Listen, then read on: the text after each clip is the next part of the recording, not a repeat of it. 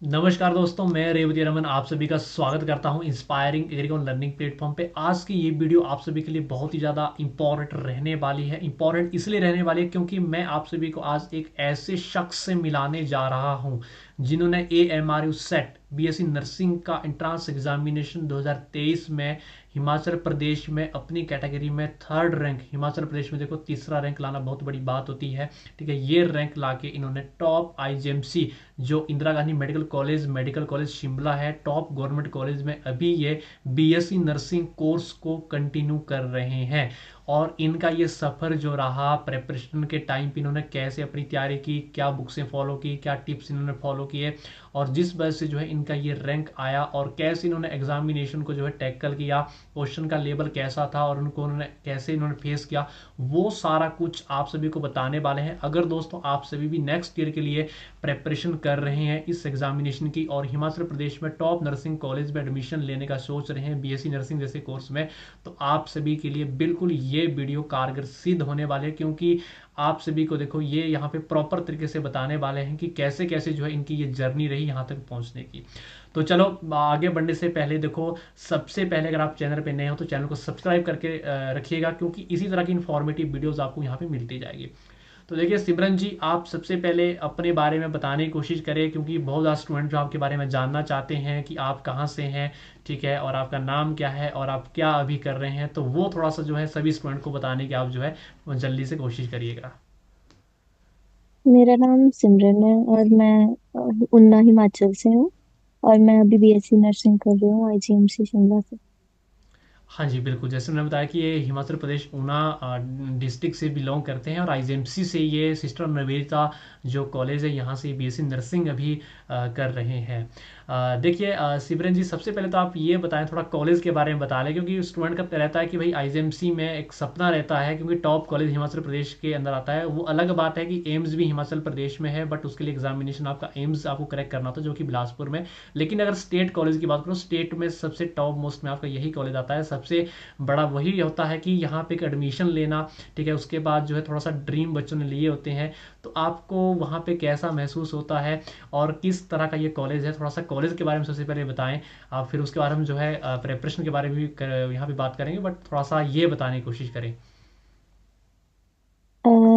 IGMC में एसएनजीएनसी college है, sister Nivedita government nursing college.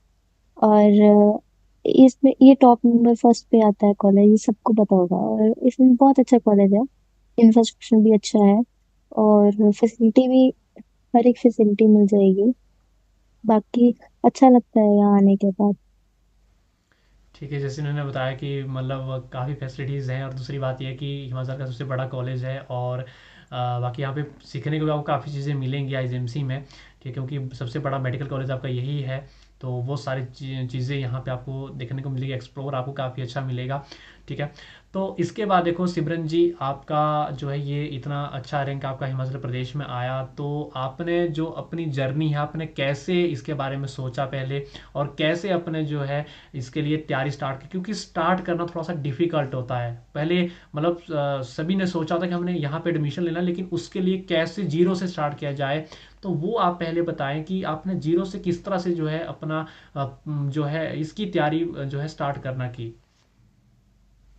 सबसे पहले जो टारगेट रखना होता है वो हमेशा हाई रखना होता है। जैसे अगर आप टारगेट कर रहे हो, अगर आप नीट को टारगेट कर रहे हो तो आपका जितने भी एग्जाम्स होते हैं वो निकल ही जाते हैं। मैक्सिमम मैक्सिमम मतलब निकल ही जाते हैं। जितने भी एग्जाम्स होते हैं, चाहे वो वाईएसपी का एग्जाम हो, चाहे वो एग्रीकल्चर का आईसीआर बीसीयूईटी के थ्रू लेता है जो एग्जाम, वो भी हो जाता है। जो ये नॉर्मल एग्जाम्स होते हैं एएमआरयू, इनका इनका पेरीमेडिकल बीएससी नर्सिंग, ये सब एग्जाम निकल जाते हैं अगर आपकी प्रिपरेशन नीट के बेस पे होती है। तो ऐसा है कि जो जितने भी बायोलॉजी फील्ड में बच्चे जाते हैं वो मेडिकल की ही तैयारी करते हैं, नीट की ही तैयारी करते हैं। तो अगर जब उनका स्कोप, जब ऐसा होता है कि कभी कभी होता है कि एंट्रेंस नहीं हो पाता है, जैसे क्रैक नहीं हो पाता है जैसे नीट का होता है, तो वो अलग फील्ड ज्वाइन कर सकते हैं। मेडिकल जिसमें उनको इंटरेस्ट है वो फील्ड ज्वाइन कर सकते हैं। ऐसा नहीं है कि कोई फील्ड अच्छी है कोई फील्ड बुरी है, बट जिसमें फील्ड में जाओ उधर अपना बेस्ट देना चाहिए। बाकी अच्छा होता है कि अगर जो मैक्सिमम स्टूडेंट्स चाहते हैं कि हम मेडिकल फील्ड में जाऊँ। तो मैंने भी यही चॉइस किया था पहले, जब मैंने एक साल ड्रॉप लिया था। और जब मैं ट्वेल्थ में थी, तब ट्वेल्थ में मैंने जो टीचर पढ़ाते थे अपने ट्वेल्थ के बोर्ड के अकॉर्डिंग मैंने प्रिपरेशन की थी। मेरा सीबीएसई बोर्ड था, तो मैंने उसके अकॉर्डिंग ही अपनी प्रिपरेशन की है। जब हमारा कोविड टाइम था, जब हमने प्रिपरेशन की थी, तब हमें एक्सपोजर भी नहीं मिलता था स्कूल से इतना। हम अटैच भी नहीं थी, 11th 12th हमारी सिर्फ वहीं पे हुई है। और मैंने कोई एक्स्ट्रा ज्यादा प्रिपेयर नहीं किया था उस वक्त, जब मैं ट्वेल्थ में थी। तब मैंने जितना हो सकता था सीबीएसई के बेस पे उतना प्रिपेयर किया था, जितना मैं पढ़ सकती थी। मतलब लाइफ को भी एंजॉय किया था। और जब एक साल ड्रॉप हुआ था मेरा, पिछली बार भी एंट्रेंस हुआ था क्लियर, बट मेरे को लगा कि मैं अगली बार भी शायद नीट क्रैक कर सकती हूँ, बट ऐसा नहीं हुआ था। तो मैंने मंडी को छोड़ के, मतलब सीट निकली थी मंडी में ही आई थी पिछली बार भी बीएससी नर्सिंग में। तो मैंने सोचा कुछ नेक्स्ट ईयर ट्राई किया जाए, अभी एज नहीं हुई है इतनी, तो एक्सप्लोर किया जाए। तो मैंने जब नेक्स्ट टाइम जो मैंने प्रिपेयर किया था वो बायोलॉजी से ही स्टार्ट किया था। मतलब स्टार्टिंग होती है तो बायो से ही होती है सबकी। ठीक है, जैसे इन्होंने बताया, सबसे पहले तो उन्होंने बताया कि सबसे पहले आपको इंटरेस्ट अपना देखना होता है कि आपका इंटरेस्ट किस में है, इंटरेस्ट के हिसाब से आपको तैयारी करनी होती है। और इन्होंने अपनी 12वीं कक्षा से अपनी प्रेपरेशन को स्टार्ट कर दिया था, और पहली साल इन्होंने 12वीं के बाद इन्होंने बीएससी नर्सिंग में जो है इन्होंने सीट इनको मिल गई थी हिमाचल प्रदेश में। ठीक है, मंडी जो दूसरा कॉलेज गवर्नमेंट कॉलेज है वहाँ पे। लेकिन इन्होंने सीट नहीं ली क्योंकि इन्होंने कहीं ना कहीं सपना कि मैंने नीट करना है, और नीट की ये तैयारी कर रहे थे।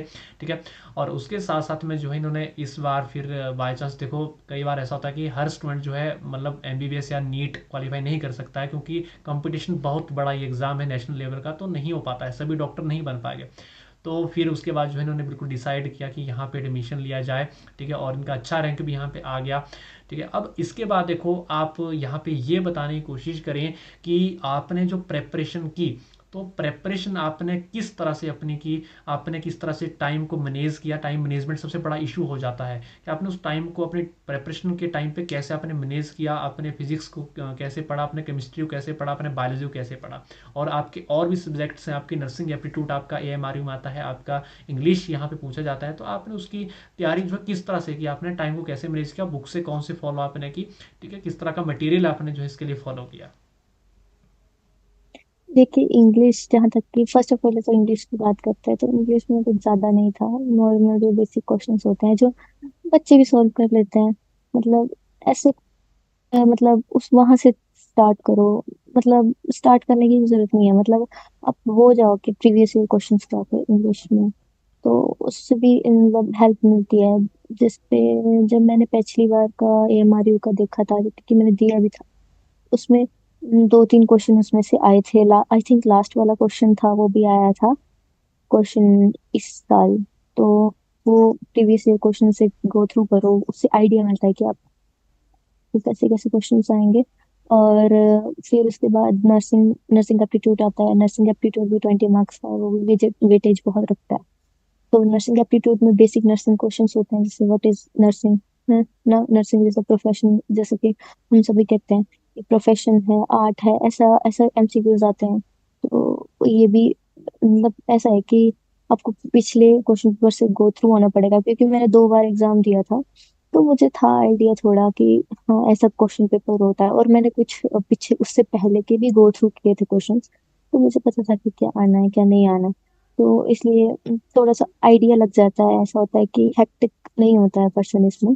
तो बायोलॉजी बायोलॉजी तो पढ़नी पड़ती है, देखो 11th से 12th से पढ़ते आ रहे होते हैं, और उसमें इंटरेस्ट होता है अगर पर्सन को, तो वो आगे भी बेस्ट करता है, क्योंकि ये मेडिकल फील्ड है, और मेडिकल फील्ड में बायोलॉजी बहुत इंपॉर्टेंस रखती है। और रही केमिस्ट्री की बात, केमिस्ट्री भी उससे रिलेटेड सब्जेक्ट है, और तो केमिस्ट्री को भी बच्चों में इंटरेस्ट आता है। तो केमिस्ट्री भी एक अच्छा सब्जेक्ट है, और फिजिक्स भी अच्छा सब्जेक्ट है। पर मेजरली स्टूडेंट जो होते हैं बायो से रिलेटेड, उनको मतलब ऐसा होता है फिजिक्स के न्यूमेरिकल्स में मुश्किल आती है, तो वो थ्योरी से पार्ट से भी जा सकते हैं। क्योंकि इस बार जो एएमआरयू ने पेपर सेट किया था फिजिक्स का, वो मैक्सिमम थ्योरी पार्ट था, और उससे पिछले साल जब सेट किया था उसमें न्यूमेरिकल पार्ट। तो जो न्यूमेरिकल पार्ट था वो उससे पिछले साल आया था, और इस बार जो मैंने एंट्रेंस दिया उसमें सिर्फ सॉरी थ्योरी पार्ट आया था। तो बायोलॉजी वाले स्टूडेंट थ्योरी पार्ट अच्छा करते हैं, तो ऐसा भी हो सकता है कि आपको थ्योरी पार्ट आए इस साल भी और आप क्रैक कर पाओ। तो सबसे पहले आप जिस सब्जेक्ट में आपको इंटरेस्ट है, चाहे बायो हो, केमिस्ट्री हो, फिजिक्स हो, इससे स्टार्ट करो। मैंने जहाँ तक कि मेरा एक्सपीरियंस है, मैंने बायो से ही स्टार्ट किया था। ठीक है। जैसे उन्होंने बताया कि बिल्कुल आपको अपनी प्रेपरेशन को सभी सब्जेक्ट को साथ ले जाना है और आपको बिल्कुल फिजिक्स का कोई पता नहीं होता है, थ्योरी आ जाए न्यूमेरिकल आ जाए, बट आपको दोनों तरीके से पढ़ के जाना है, क्योंकि अगर आप नहीं पढ़ते हो फिर दिक्कत हो जाती है। अगर बाय चांस हो जाए आपके थ्योरी बेस्ड पेपर आ जाए तो कंसेप्चुअल आ जाए तो आपने बिल्कुल फिजिक्स से नहीं पढ़ा है तो आपको दिक्कत हो जाएगी, स्कोर करना बड़ा मुश्किल हो जाएगा। ठीक है, तो आपको बिल्कुल फिजिक्स को भी ले जाना है और उतना नहीं डरना है। देखो थ्योरी बेस्ड क्वेश्चंस होते हैं आपके, नॉर्मली 20 क्वेश्चंस होते हैं। बाकी बायोलॉजी को आप 100% ले जाके रखो, आप केमिस्ट्री 100% ले जाओ, और नर्सिंग एप्टीट्यूड आप मतलब ये आपके मुफ्त के मार्क्स होते हैं 20 नंबर, और जिसको आप बड़े आसानी से आप जो है बिल्कुल ले सकते हो। और इंग्लिश का जैसे उन्होंने बताया कि प्रीवियस ईयर पेपर्स आपको फॉलो करने हैं, उसको देख के आपको पेपर का लेवल देखना है कि लेवल किस तरह का लेवल है, और उसी लेवल को देख के आपको बिल्कुल प्रेपरेशन करनी है। अब देखो सिमरन जी, यहाँ पे लेवल की बात हो रही है तो आप थोड़ा सा पेपर लेवल के बारे में बताएंगे। पेपर का लेवल जो है बच्चों को पता है कि क्या नीट का लेवल पेपर का रहता है, या फिर जो आपके नेशनल लेवल का एग्जामिनेशन सीवीटी होता है उसका लेवल रहता है। ठीक है, तो आपका लेवल, आपने एग्जाम दिया है तो आपको पता होगा कि इसका लेवल आपका कैसा रहता है, क्वेश्चन किस लेवल के आए होते हैं। देखिए, नीट के बेस पर तो लेवल नहीं होता है, जहाँ तक कि है कि सीयूईटी के बेस का होता है, जहाँ तक कि मुझे लगता है। मैंने क्योंकि सीयूईटी भी दो बार दिया है, पिछले साल भी दिया था, उससे पिछले साल भी दिया था। तो इसका लेवल सीयूईटी के बेस पे होता है, क्योंकि मैंने पिछले साल जो था सीयूईटी दिया था, उस हिसाब से इसमें भी क्वेश्चंस आए थे। और इसका लेवल जो है इतना डिफिकल्ट नहीं रहता है, नॉर्मल लेवल है। अगर आप नॉर्मल भी कवर कर लोगे तो हो जाएगा, ऐसी कोई बात नहीं है कि मतलब आप नॉर्मल भी पढ़ोगे ना तब भी क्रैक हो जाएगा, इजीली क्रैक हो जाएगा। और इसमें अगर आप हेक्टिक हेक्टिक हो जाओगे तो फिर प्रॉब्लम हो जाएगी। ठीक है, जैसे उन्होंने बताया कि उतना मतलब लेवल नहीं, इजी लेवल है, आप आराम से अपनी तैयारी करो। ठीक है, प्रेपरेशन को अपनी जो है कंटिन्यू आप रखें। ठीक है, तो अब थोड़ा सा आप ये बताएं कि देखो मतलब स्टूडेंट को इस टाइम पे देखो आपका जो है टाइम भी बहुत कम रहा है, 4-5 महीने बचे हैं, तो इन 4-5 महीनों को जो है लास्ट के मंथ को जो है कैसे स्टूडेंट को अपनी तैयारी करनी चाहिए, कैसे टाइम को यूटिलाइज करना चाहिए, कितना समय पढ़ाई के लिए देना चाहिए, ताकि वो सभी सब्जेक्ट की अच्छे से तैयारी करके जो है आपकी तरह हिमाचल प्रदेश में टॉप रैंक वो ला पाए। और जहाँ तक कि पढ़ने की बात है, ऐसा हो जाता है कभी कभी कि मैंने इतने मंथ बीत गए, अब पढ़ा नहीं जाएगा, 3-4 मंथ बाकी बचे हैं, तो मैं कैसे पढ़ पाऊंगी। ऐसा होता है कि आपको पिछला जितना भी आपको आता है पहले तो वो रिवाइज करना आता है, और जो नहीं आता है उसको एक साइड रखो। जो अभी आपको आता है उसको तो कम से कम रिवाइज करना चाहिए, उसको उसको आपको भूलना नहीं चाहिए। जो पिछला आता है, 11th 12th में कुछ तो पढ़ा होगा, 11th 12th में इतना कुछ होता है पढ़ने के लिए, पहले वो रिवाइज करना पड़ता है अच्छी तरह। फिर उसके बाद फर्दर आप कंसेप्ट पे जाओ, फिर आगे वाले कवर करो, क्योंकि जो रिवीजन होता है वो जल्दी हो जाता है। और मैक्सिमम कभी कभी ऐसा भी होता है कि रिवीजन से ही आ जाते हैं क्वेश्चंस, और जो क्वेश्चंस इंपॉर्टेंट है वही पढ़ो, और उसे पढ़ना चाहिए मैक्सिमम। मैं तो इतने मतलब एमसीक्यू जो होते हैं वो प्रॉब्लम देते हैं। कभी कभी ऐसा होता है कि अ, हमें लगता है कि इसका आंसर ही होना चाहिए, बट एक्चुअली में वो होता नहीं है। तो अगर आप इसको अच्छे से रट्टा मारते हैं कुछ बच्चे, और कुछ बच्चे अपना अच्छी तरह यूटिलाइज करके दिमाग को तो पढ़ते हैं, तो वो एक बेस्ट मेथड होता है प्रे करने का। बिल्कुल, जैसे उन्होंने बताया तो मतलब आपको क्या करना है कि रिवाइज करते रहना है। मेन पॉइंट ये है कि आपको रिवीजन मोस्ट इंपॉर्टेंट है, जो आप पढ़ रहे हो उसको रिवाइज करते जाओ, और आपको कंटिन्यूटी अपनी मेंटेन करके रखनी है जब तक आपका एग्जाम बिल्कुल आपसे क्रैक ना हो। अब देखो सिमरन जी, आप ये बताएं, चलो आपने एग्जामिनेशन की तैयारी की, आपने सीट भी ले ली, और अभी कोर्स भी आप कंटिन्यू कर रहे हैं, और इसके बाद में आपको देखो काउंसलिंग प्रोसीजर जो आपका होता है, आपके जो ये फॉर्म वगैरह होते हैं, इसको लेके आपने क्या क्या परेशानियां झेली, जो कि हिमाचल में देखने को मिलती है। कई स्टूडेंट को इसकी नॉलेज नहीं होती है, पता नहीं होता है सीट्स के बारे में, कहाँ पे कितनी सीट्स है, क्या चीज़ें हैं, कैसे जो है प्रोसीजर्स होते हैं।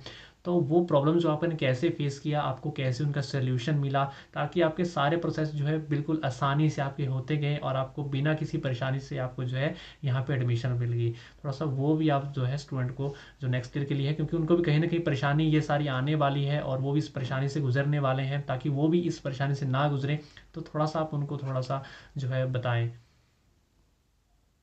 और जहाँ तक कि काउंसलिंग प्रोसेस की बात है, ये भी बहुत लंबा प्रोसेस होता है। काउंसलिंग स्टार्ट होना, काउंसलिंग की एंड होना, काउंसलिंग में सीट भी कुछ बच्चे छोड़ देते हैं, कुछ बच्चे जैसे एक दो सीट भी आती है, मॉपअप राउंड्स भी होते हैं, स्टे राउंड्स भी होते हैं। तो इसमें ये ऐसा होता है कि हम हर वक्त ऑनलाइन कनेक्ट नहीं हो सकते हैं वेबसाइट के थ्रू। तो कई बार नोटिफिकेशंस होती है, जैसे चैनल्स इंस्पायरिंग एग्री कौन होते हैं, ऐसे चैनल्स को सब्सक्राइब अगर किया हो तो नोटिफिकेशन आ जाती है। और जहाँ तक कि काउंसलिंग प्रोसेस मेरे लिए हेक्टिक तो नहीं था, क्योंकि मेरे को जितनी भी नोटिफिकेशन हो वो आपसे मिल जाया करती थी। और मैं आपको ही बोलती थी कि फॉर्म भर दो, मतलब जितने भी फॉर्म्स थे आप ही भरते थे, मुझे इसमें कोई प्रॉब्लम नहीं आई थी, क्योंकि मेरे पास आपकी मेंटरशिप थी, इसलिए मुझे कोई प्रॉब्लम नहीं आई। बाकी बाकी वेबसाइट से जुड़े रहना बहुत मुश्किल बात होती है, उसमें तो नोटिफिकेशन भी नहीं आती है। बाकी अगर आपको एक ऑरली इंफॉर्मेशन मिल रही है, दैट्स वेल एंड गुड। अगर आप एक्स्ट्रा प्रिपेयर होके जाओगे, कि मतलब ऐसा होता है कि कभी कभी डॉक्यूमेंट जो होते हैं वो पूरे नहीं हो पाते हैं, पर आपको अगर अपने डॉक्यूमेंट जो होते हैं वो पूरे करने होते हैं, मतलब 100% श्योर रखना होता है अपनी साइड से। तो ऐसा होता है कि आपको हेल्प चाहिए होती है। तो अगर आप 100% प्रिपेयर होंगे, ऐसा तो नहीं है अगर आपको कोई सर्टिफिकेट बनवा लिया तो ऐसा होता है कि अगर आपने जैसे नॉर्मल एक सर्टिफिकेट बनवा लिया, अगर उसमें कुछ बाद में वो कुछ लेते भी नहीं है, जैसे गवर्नमेंट कॉलेज कुछ कुछ एक्सेप्ट भी नहीं करते हैं, तो उसमें कुछ हो नहीं जाएगा। मतलब आप 100% अपनी तरफ से जाते हो, आप स्टेटिफाइड होते हो तो अच्छा होता है। इस 100% तैयारी होनी चाहिए, वो मुझे सारी डॉक्यूमेंट की सर ने बताई थी। और बाकी मुझे इसमें कोई प्रॉब्लम नहीं फेस हुई थी, खास कुछ नहीं लगा। जितने भी फॉर्म थे वो सर ने भरे थे मेरे, और सर खुद ही अटेंड करते हैं कॉल्स जितनी भी होती हैं। वो ऐसा नहीं है कि कोई और हो उनकी टीम से जो अटेंड करता हो, ऐसा नहीं था। जितनी भी बार मैं कॉल करती थी सर ही उठाते थे। ठीक है, हाँ बिल्कुल। देखो, थोड़ा सा ये रहता है कि मैं आपको बता दूँ, नेक्स्ट क्लिप मेंटरशिप हमारी जो है बिल्कुल लॉन्च हो चुकी है। आप अभी से अपने सारे प्रोसेस करवा सकते हो। और बहुत ही देखो, आपको बाहर साइबर कैफे नहीं दौड़ना होता है बिल्कुल भी। आपके सारे प्रोसेस आपके ऑनलाइन घर बैठे हो जाते हैं और कोई परेशानी आपको नहीं होती है। बहुत अफोर्डेबल प्राइस पे होते हैं सारी चीज़ें। और बिल्कुल आपको अपडेट्स टाइम टाइम मिलती रहती है, ताकि कोई कन्फ्यूज़न आपको डॉक्यूमेंट को लेके ना आए, किसी बात को लेके ना आए, ताकि आप जो है मेहनत तो करो, लेकिन मेहनत के बाद क्या होता है कि सीटें कई बार छूट जाती हैं, तो वो आपके साथ भी ना हो। तो वो सारी चीज़ें हमारे पास अवेलेबल है। तो बाकी देखो, आप अगर नेक्स्ट ईयर के लिए जो स्टूडेंट है जो प्रिपेयर भी कर रहे हैं, तो आप बिल्कुल हमारा कोर्स भी ज्वाइन कर सकते हैं। नर्सिंग एप्टीट्यूड की हमारी क्लासेस ऑलमोस्ट ही कंप्लीट होने वाली है। उसके साथ में इंग्लिश की क्लासेस हमारे पास अवेलेबल हैं।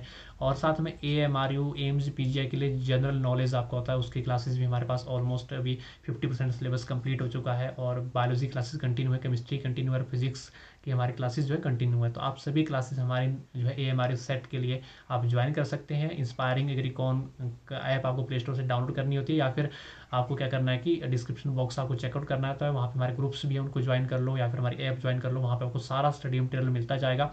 और अधिक जानकारी के लिए जो है स्क्रीन पे आपको मेरा जो व्हाट्सएप नंबर, कॉन्टैक्ट नंबर आपको नज़र आ रहा होगा, तो इस नंबर पे मुझे जो है व्हाट्सएप कर लें, आप कॉल कर लें, आपको डिटेल में सारी जानकारी मिल जाएगी।